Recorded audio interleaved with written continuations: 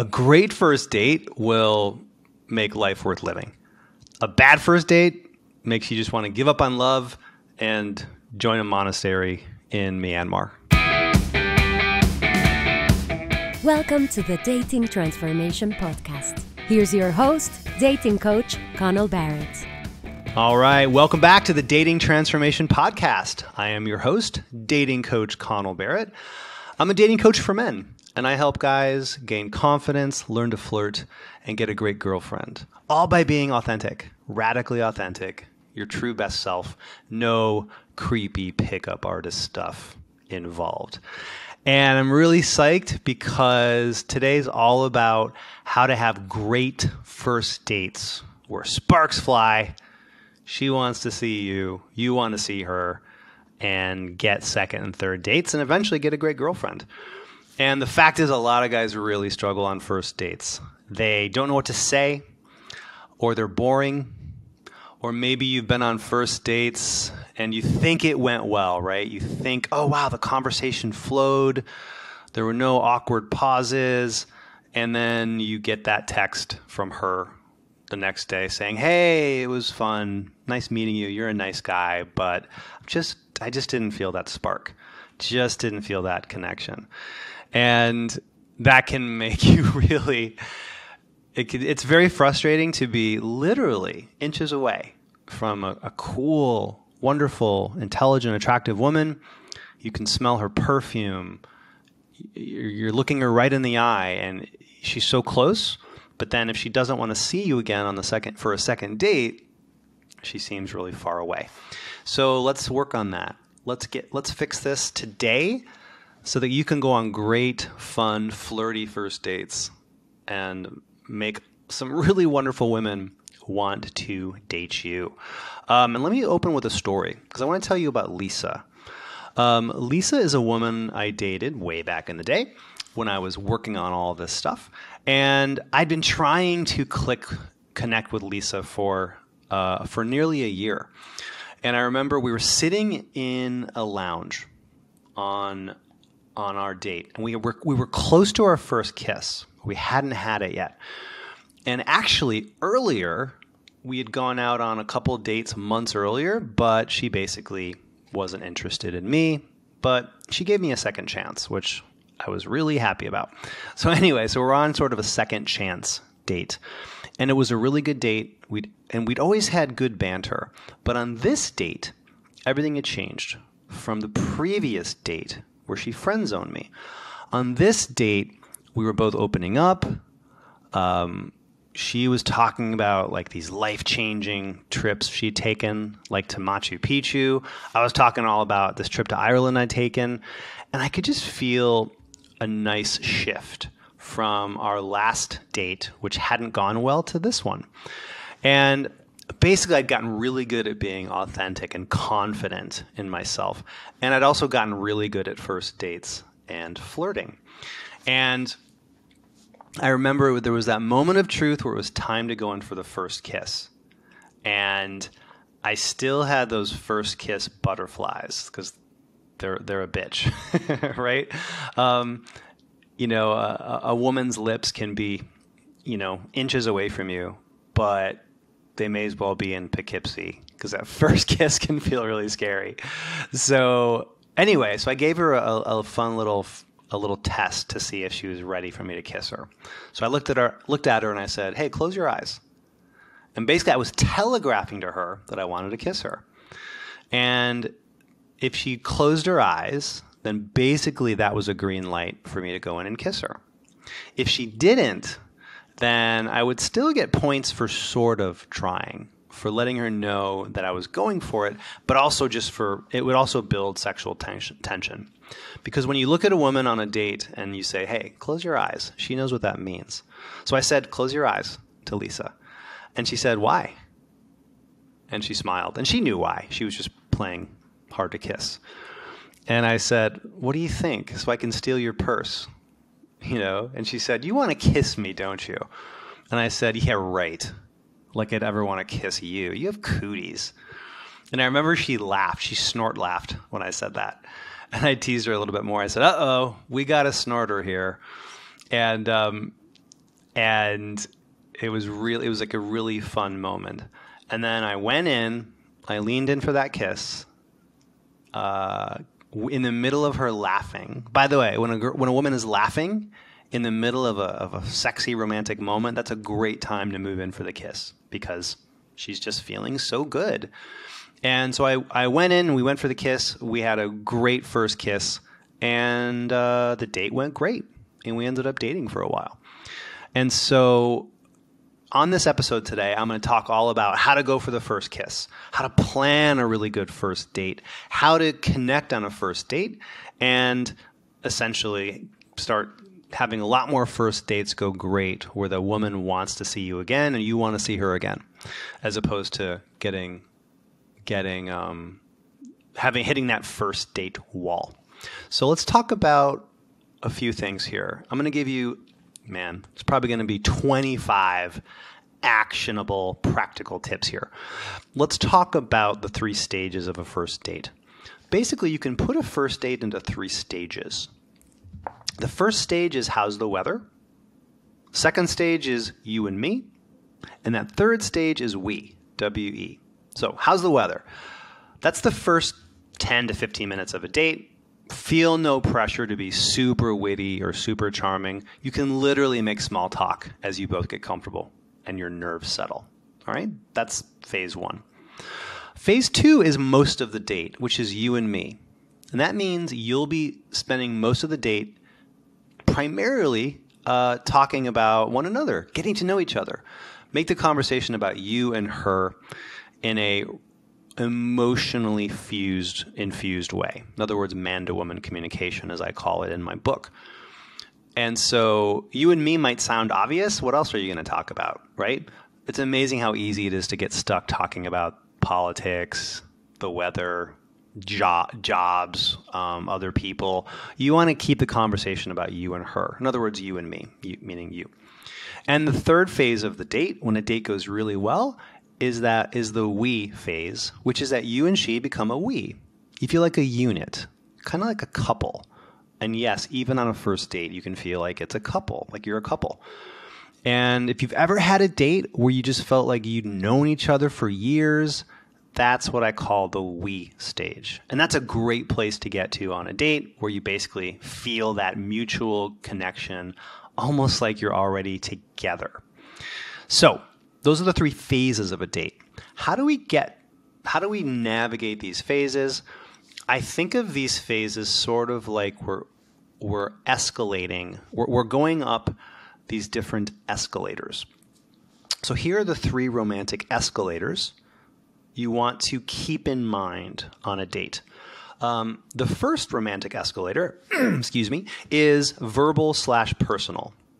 Ideally, the 2 of you are going from being more guarded, polite, or safe as you just say hello for that first time, and then you get more vulnerable and personal, right? So basically it's like going from nice to meet you, how's your day, to now you know my deepest hopes and dreams, and I know yours. That would be like on a scale of 1 to 10, that would be a 10. So you want to get more personal as the date goes on. Another escalator on a date is physical. And that's about you and she going from being more hands-off and not touching at all because you don't know each other, to being increasingly physically expressive.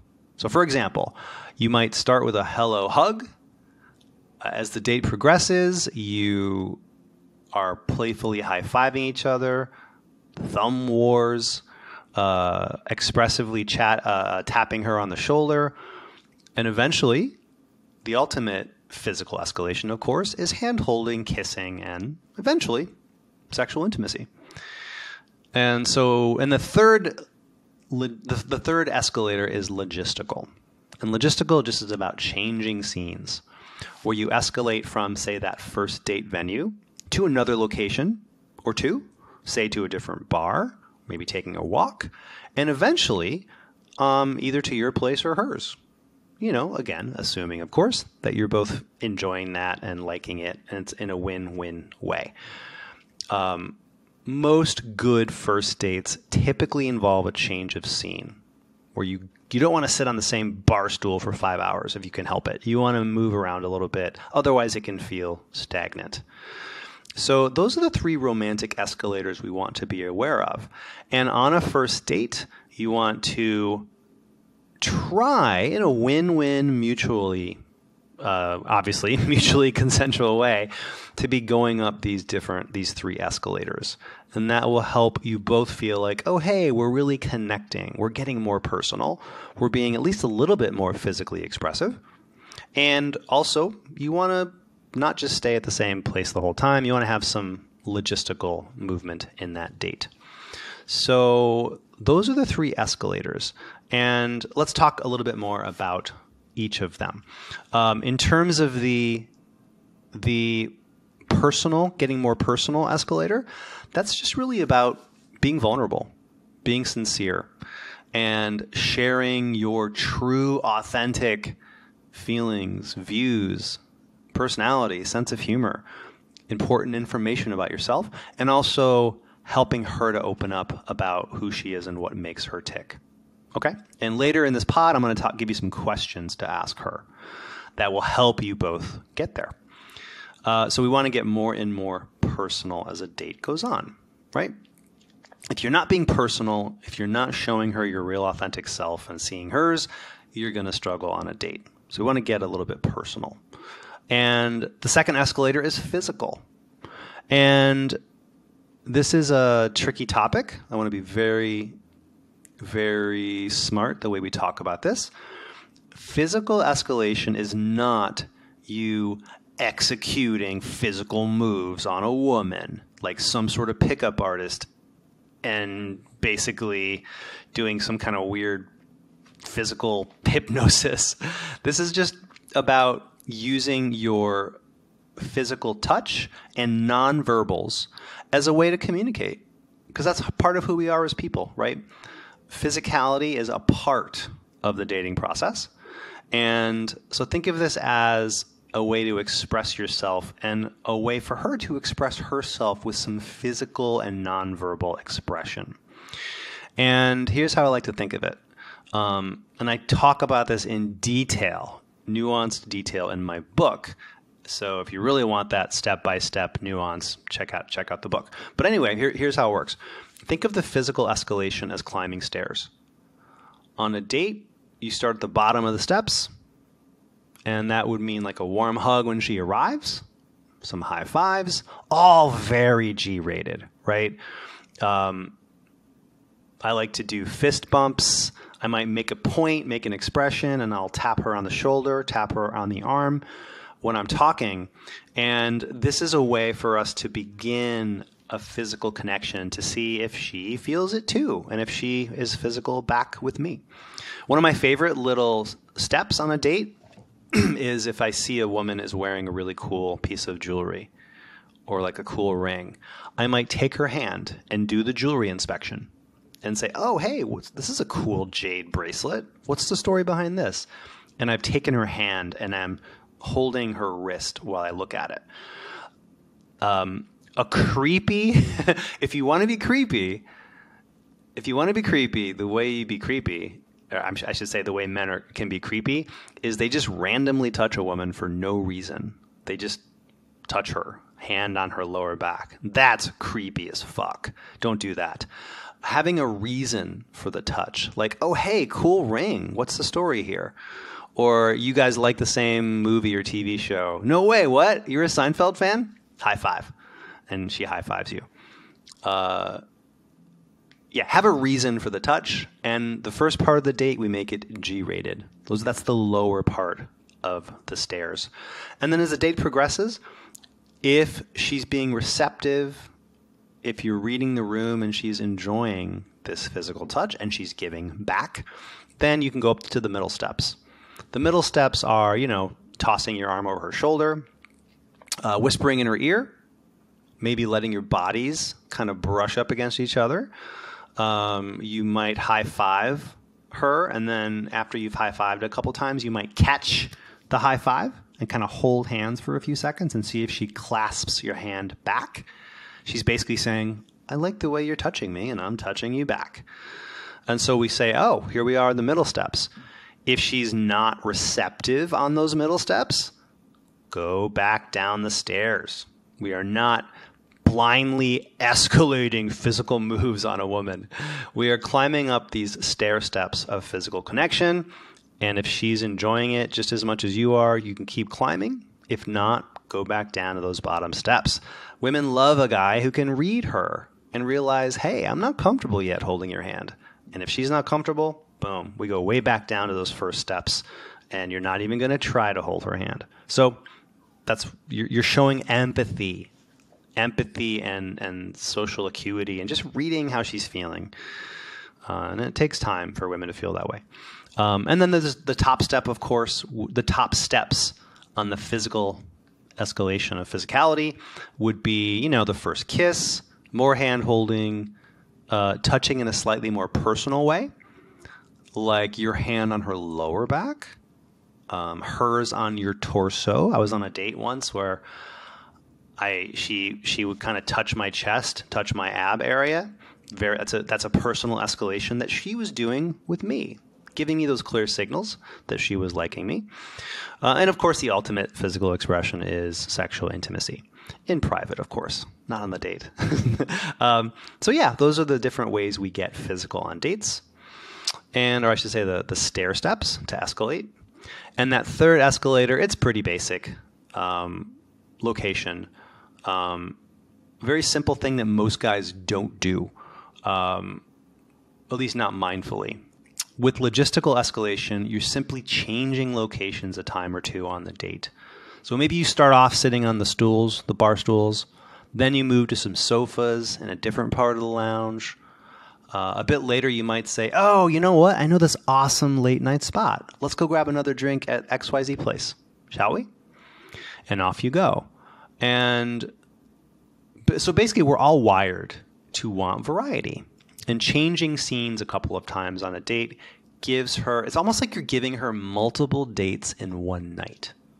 So some of the benefits of this logistical escalation is it turns the date into sort of an adventure or a journey. It's an experience most guys are not giving her. Moving locations infuses a date with some good energy, some excitement, because motion is emotion, right? She also gets to experience you in leadership mode. You're saying, hey, let's go do this. Let's go do that. You're with me. Let's go have fun together. And women generally like to let the man lead on that first date. So it puts you in that attractive leadership mode. And then also, if on a first date or second date, whatever date it is, if on a date you and she both want to go back to your place or her place and just be alone, it's so much easier to do this if you've already been leading her out on a fun place where she's already been going to cool places with you, and the nightcap at your house or the drinks in her apartment, this is just the latest stop on a really fun, dynamic date. And as opposed to sitting at the same place, same bar for 4 hours, and then sheepishly saying, want to go back to my place? It's probably not going to work. And nor should it. So yeah, those are the different escalators. Now, a lot of guys say, how do I ask a woman out? Here are some tips. Here are 6 or 7 quick tips on how to ask her out. First, never say, so what do you want to do? Women love a man with a plan. So you want to lead. Okay? And next, you want to suggest your date idea with confidence, right? Say something like, hey, I know a place you're going to love. But also make sure that you're listening to any objections that she might raise and adjust accordingly, right? So if you say, hey, I know a place you're going to love. It's a really cool dive bar. Shall we?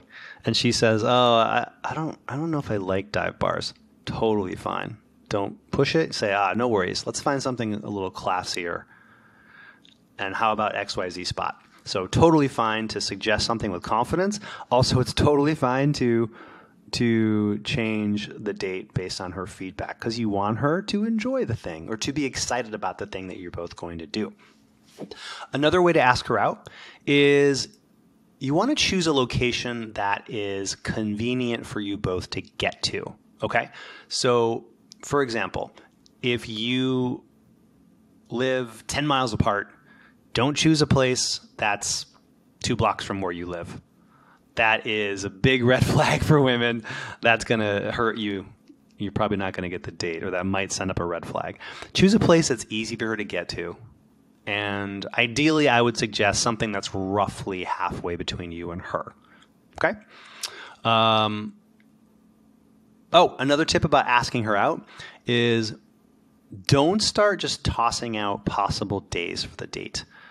If her schedule is busy, then if you're saying, hey, how about a date on Monday? She has to say no. How about Tuesday? And if she's busy, she has to say no. And every time you throw out a day and you get turned down, you're basically losing some currency. You have some currency to be able to ask for that date, and you don't want to keep getting shot down. So a very simple fix is ask her out this way. Say something like, hey, we should do XYZ fun thing. What days work for you this week? Or what nights work for you this week? This way she'll tell you when she's free, and then you can go out on that day, assuming that you are free. And then also when you're asking her out, feel free to also be vulnerable. Be a little bit sincere. I like saying something like, with my clients, I have them say something like, it'd be cool to finally meet you, right? Or it'd be nice to finally meet in person instead of just texting you here, So remember, it's not about the wine bar or the karaoke bar or whatever you're doing for the first date. It's about the two of you getting closer. And so it's cool to say something like, hey, let's meet up for a first. Let's meet up. Rejection, ghosting, loneliness, lack of dates, and lack of confidence. For many men, dating just sucks. But it doesn't have to. There's a simple yet powerful way to gain instant confidence and attract a great girlfriend. Be radically authentic. It's all laid out in the #1 Amazon best-selling book, Dating Sucks, But You Don't. Your step-by-step guide to attracting wonderful women and doing it with total authenticity. Author and dating coach Connell Barrett has had and fixed all the dating problems that you struggle with. He's also helped thousands of men gain confidence and find love. He's put his best tips and strategies into Dating Sucks But You Don't, so that you can confidently approach women and get dates. Become magnetic and attractive, even if you're not tall or great looking. Always know what to say to make sparks fly. Get lots of great matches and dates on the dating apps and attract your dream woman. You can find Dating Sucks But You Don't on Amazon or wherever books are sold, in paperback, Kindle, and audiobook. Get Dating Sucks But You Don't today to transform your confidence and find your dream girl. In fact, let me put it all together like this. Basically, it would go something like this. Let's say her name is Ashley. Hey, Ashley. And by the way, this is something you can text or you can say. So either way, something like, hey, Ashley, you like red wine. So let's grab a couple glasses this week. I know an awesome spot that's about halfway between you and me. You're going to love it.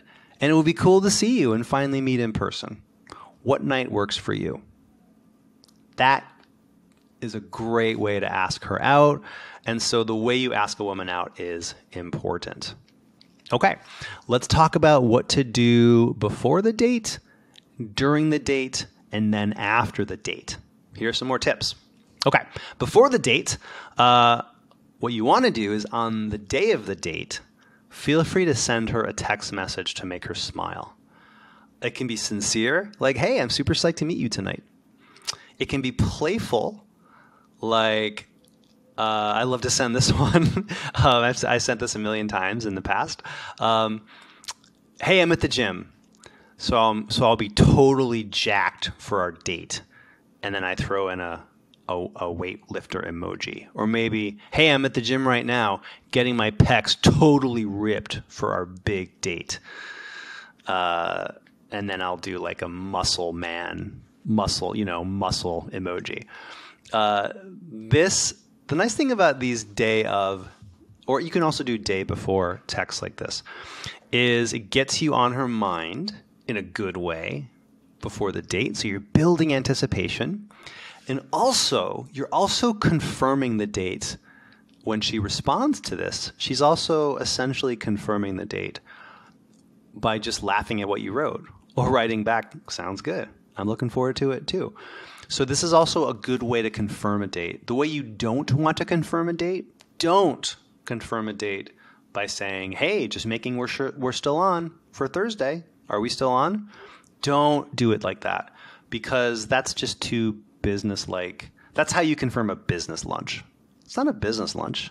This is a date with a cool, attractive, hopefully smart, wonderful woman. And so we want to confirm it with some good emotions. So plus, if you give somebody an out, say, hey, are we still on for our thing? You're basically opening the door and making it easier for them to cancel or reschedule, which we don't want if we can help it. So anyway, that's a great way to confirm a date too.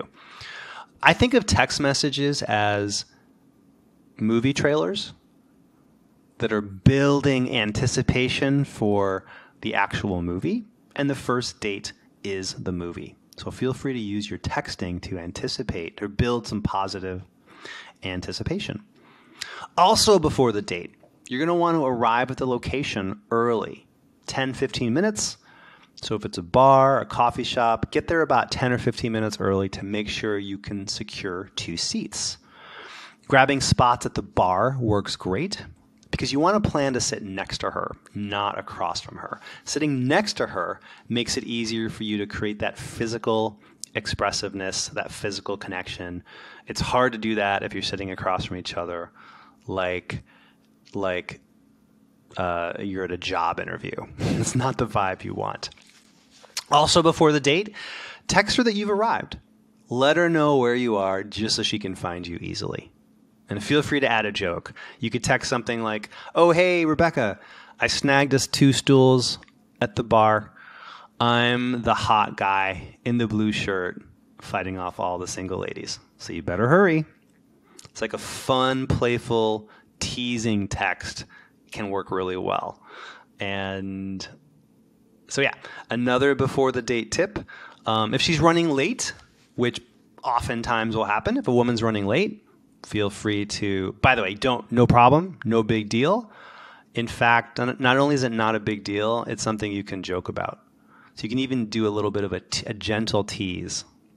Text something like let's say she texts you, you're at the bar, it's 5 minutes after 8 for an 8 o'clock date, and she texts you and says, hey, I'm running late, I'll be 10 more minutes, I'm so sorry. You could write back, okay, Miss Tardy, but you owe me a drink. You owe me 1 drink for every minute you're late. Winky emoji. You could put a little playful pressure on her like that. Of course, you're joking. You don't literally mean that. But it lets her know that you're fine with it. She's late. But also, you're pulling her pigtails a little bit. One last tip, which is a total game changer. This feels so much better than what most guys do, is before the date, as you're waiting for her, don't just surf on your phone. Socialize. Talk to people. Talk to the bartender, the person next to you. Get some kind of social conversation going. Or hell, if you have to, jump on your phone and call someone. Call a friend. Say, hey, my date's running late. I just wanted to check in and say, hey, what's up, Chuck? This is so much better than just sitting on your phone and swiping. Because what this does is if you get social, this settles your butterflies and gets you in a social mode, which will help your date. And also, when she walks in and sees you engaged in conversation, rather than thumb twiddling or wiping off your sweaty brow, she'll be very impressed. So socialize before the date in the actual venue. It'll get you in the zone. Okay, let's talk about some tips to do during the date. Here we go. Here's how to make that date really go great. First, greet her with a nice friendly hug, not a handshake. Remember, it's a date, not a business meeting. As a general rule, you want to tease, joke, and flirt early on, and then be more real and vulnerable as a date unfolds. Keep that in mind. Also, during the date, you want to focus on the 3 Ps. The 3 Ps are present, positive, and personal. Sometimes in the past, I've gone on a date and all I do is think about the 3 Ps. Present just means active listening. Positive means good mojo, good vibes. And then keep things personal, meaning make it about you and her and let things get more and more personal as the date goes on. So, yeah. Now, there's one other P that's not required, but it sure as hell helps. That 4th P is playfulness. In dating, you want to have your first dates, second dates, especially first dates, have an element of playfulness. And so here's a really good shortcut to be playful. You can play some fun games, right? You can play two truths and a lie. You know that one, right? It's where you make 3 statements about yourself, and your date has to guess which of the 3 is a lie. And this game lets you get personal, and it's really fun. It also gives you a chance to tee yourself up to choose truths that set up a funny or revealing story that you'd like to share. And then when she gives you her truths and 1 lie, she's revealing personal things about herself, and then you're able to say, "No way, really? You were on the game show? Tell me that story." And then she gets to tell you a story about her life, which she's going to enjoy doing. So play some games. 2 truths and a lie is 1. You can also play, I love staring contests, where you just like you might do with a nephew or niece or your kid, if you're a single dad, you just have a staring contest. And you say, okay, let's do a staring contest. First one to look away or to laugh or smile loses. You are allowed to blink, because it's hard not to blink. But basically, it's about not breaking eye contact and about not laughing or smiling. And this is a really fun way to create a spark, create some chemistry on a date. And then another first date game I love is called the question game. The question game is simple. You take turns asking each other any question. And so you do it like this. You would say, basically, I don't know, say you're 20 minutes into a date. And you're having that typical first date get to know you conversation. And what you would say is you would do it like this. You would say, hey, excuse me. You'd say, hey, I have an idea. Let's play a game. It's called the question game. She'll say, what's that? You say, well, it's really simple. It's a great get to know you game. And all we do is we take turns asking each other any question with 1 simple rule. And she'll say, oh, what's the rule? And you say, you must answer truthfully. Imagine Wonder Woman's rope. Lasso is around you, so you have to tell the truth. And now, hopefully, you both be telling the truth anyway. But it creates a fun little frame for the game where it's like, we got to tell the truth, and we can ask each other anything. So here's a way to play it. And so this breaks the date out of that boring get-to-know-you chit-chat and frames the same idea, but in a fun game. And hey, girls just want to have fun, just like Cyndi Lauper said. And so with the question game, what you do is you start with innocent questions, and then you can, if you want, you can move them up to more PG-13, even R-rated questions. But start with innocent and then work your way up. So for example, you might start with, what was your nickname in grade school? And she'll tell you. By the way, you have a right to answer any question that you ask. You can answer your own question if you want to. What was your nickname in grade school? What's the hardest you've ever laughed? Who was your first kiss? Who's your celebrity crush? And then we get into the more risque questions. Again, if she's enjoying the G-rated questions, you can graduate to questions like, what's the most trouble you ever got into in high school? And then you could say, what's the craziest place you've ever hooked up?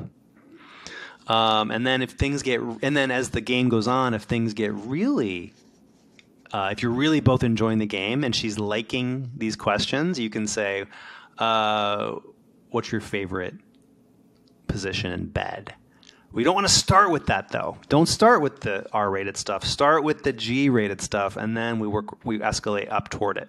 So notice how these questions become increasingly more personal in nature, and let you kind of go up these romantic escalators from less personal to very personal.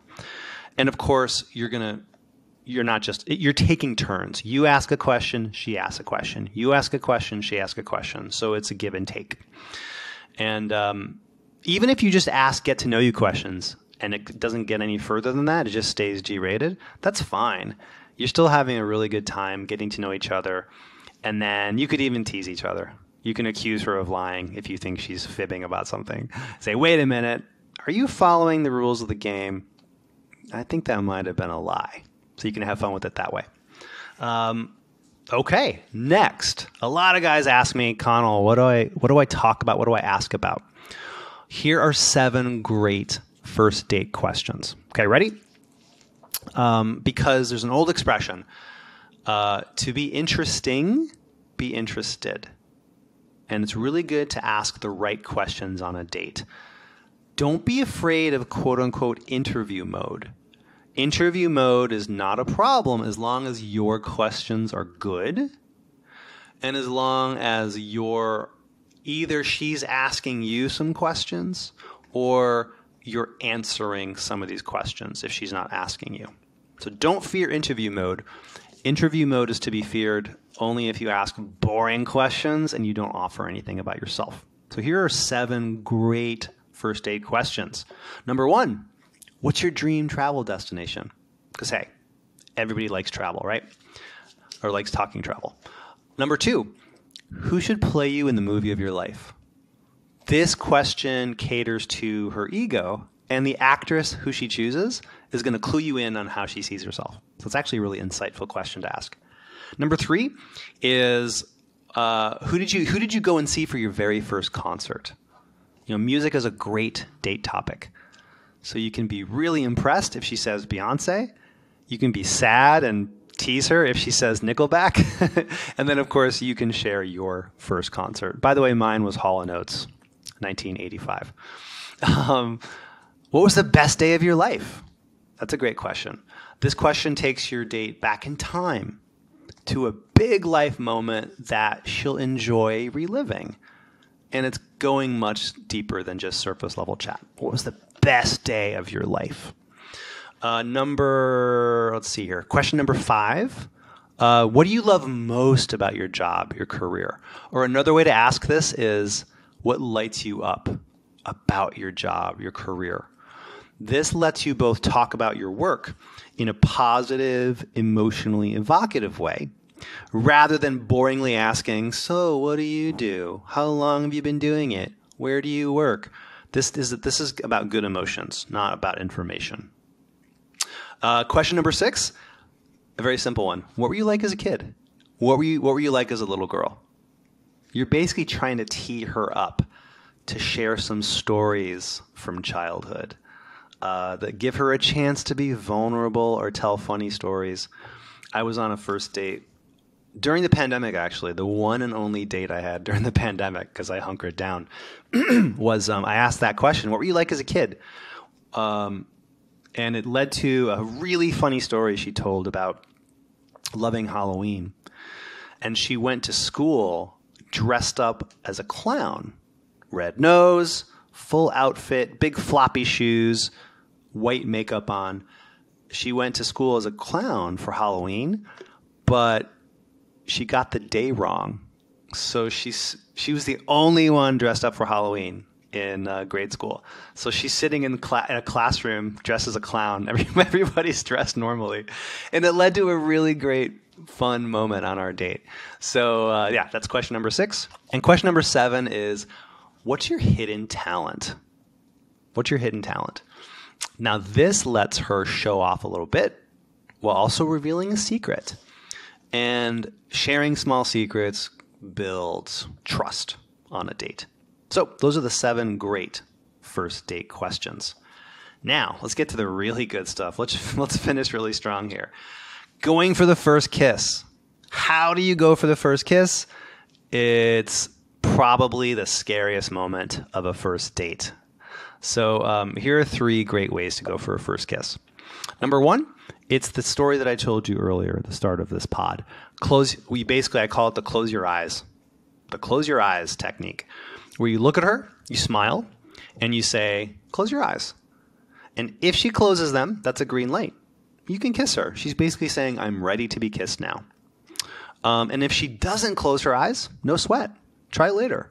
The nice thing is you've now put the idea of kissing in her mind, and that can really increase sexual tension. And then you didn't even have to go for the kiss, right? Because, going for the kiss and getting the cheek, it doesn't always feel great. So this is a way, saying close your eyes is a way to test to see if she's ready for that first kiss. Another technique is what I call the shush kiss. The shush is, as she's talking, and by the way, let me preface this by saying, you don't go for a kiss at just any random moment, right? You let the date breathe for a while. You spend a reasonable amount of time together. You're letting those escalators, you're letting both of you go up these different escalators. And so we want to do this obviously in the second half of the date, not in the first 20 minutes. So we're looking for that right moment. And it's probably going to happen in the third quarter or the fourth quarter, if you think of this like as a football game. Okay, anyway, back to the tips. The shush kiss is she's talking, you look down at her lips, you look back at her eyes, then you look down at her lips again.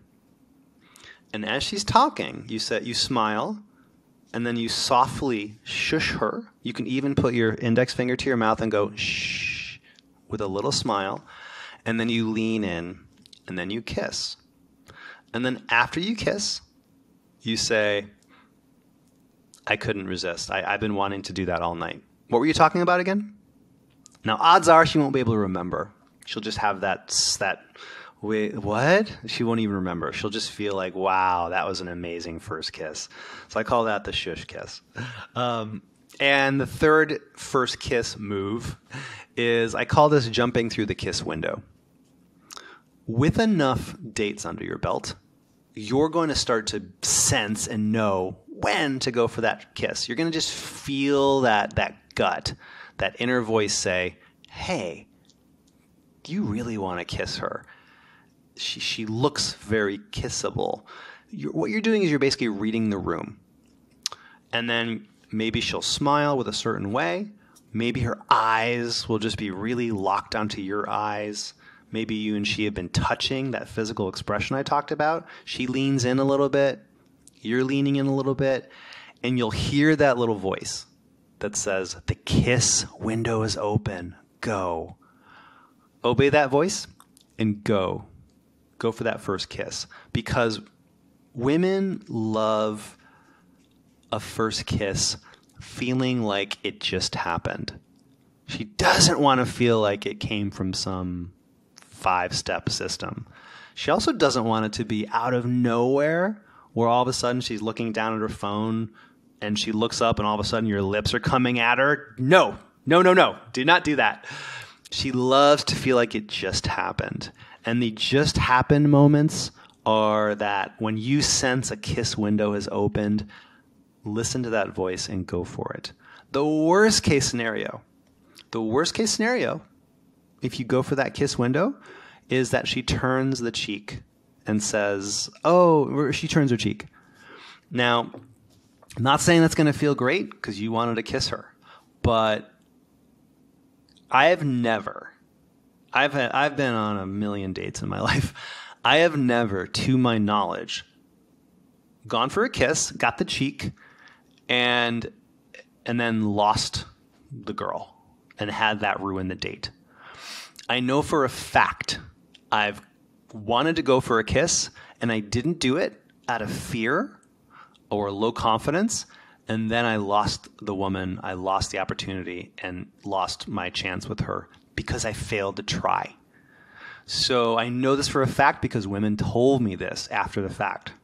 This one girl a million years ago, Brandy, basically said, Connell, we were in that park on the park bench and you had your chance. You didn't go out, you didn't go for it. And I want to date a guy who goes for it. Those are her exact words.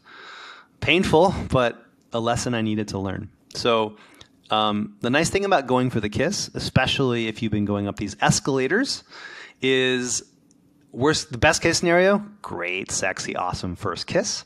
Worst case scenario is you show her that you're that guy who goes for it.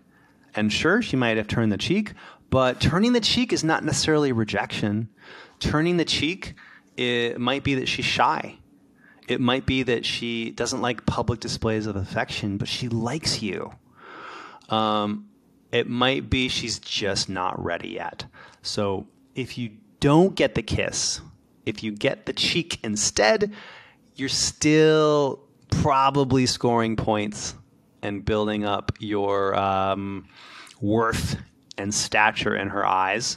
And then the second or third time you go for it, whenever that might be, it might work. Great. And you're still showing her that you go for it. So those are my first date tips. Let's finish with one more thing. Yeah, I want to finish with this. I want to give you what I call my number one secret to first date confidence, right? Number one secret to first date confidence. Basically, it comes down to this. First date confidence comes from fully focusing on what you can control and influence and letting go of all the things that you cannot control or influence. And think of it like a bullseye. Like I use this in my book. I have a graphic of a bullseye. And you want to put all your focus on all the things you can control and / influence and not think or focus on things that you can't control. So for example, what are the things you can control? Picking a great first date spot, looking your best, leading the conversation in a fun way, playing these first date games we've talked about, going up these different escalators we've talked about, going for that first kiss. You can control that at the right moment, of course. Asking good questions, leading the date, suggesting a venue location change. Basically focusing on what's outside of your control creates anxiety, right? Like how many times have you been talking to a woman or on a date with a woman and that little voice says to you, does she like me? Is this working? Is she into me? Well, whether or not she's romantically attracted to you, it's an understandable question to ask, but it's irrelevant to your confidence. It's irrelevant to your success, or at least it is in the moment. It's not going to serve you. It's not going to give you a boost of confidence. What does give you confidence is focusing on what you can control. So here's a quick example from outside of dating. Tiger Woods. So I used to be a golf journalist. I used to specialize in playing golf and writing about golf. And Tiger Woods, back in his prime, he said, all I do is I control the controllables. So because somebody said, Tiger, what's the secret to your confidence? He said, I just control the controllables. What he meant by that was, he says, you know what? I just focus on the club that I hit, on the swing I'm trying to make. I swing the club a certain way. I focus on playing my game. I don't focus on what other people are doing. I don't worry about what Dustin Johnson or Jordan Spieth are doing. I just hit my golf ball. I control my controllables, and that's what makes me confident. Similarly, with dating, you want to just focus on those controllables. Picking a great spot, looking good, doing your best to escalate, expressing yourself in that really authentic way, reading the room, reading her as best you can, being really present, respectful, but flirtatious. These are all things you can control. By focusing on what you can control, your confidence goes up because you got this. These are things you can control. And of course, the more confident you are, the more attractive you are. Every woman on the planet enjoys a confident man. So yeah, basically you want to focus on these controllables and let go of worrying about all the things that are outside of your control. Okay. Awesome. That's the end of today's first date episode. I'm going to do another first date episode because there's other things we didn't talk about today. We still need to talk about what to text the day after. We need to talk about what if you want another date, how you ask her out, what if you don't want another date. There's a lot of other first date things to talk about. We'll save that for next time. But thanks for being here. And again, remember, women already like you. They just have to meet the real, authentic you. Thanks for listening. Next time. Thank you for listening to the Dating Transformation Podcast. For lots of free tips, videos, and other goodies, go to datingtransformation.com. See you next time. Produced by Heartcast Media.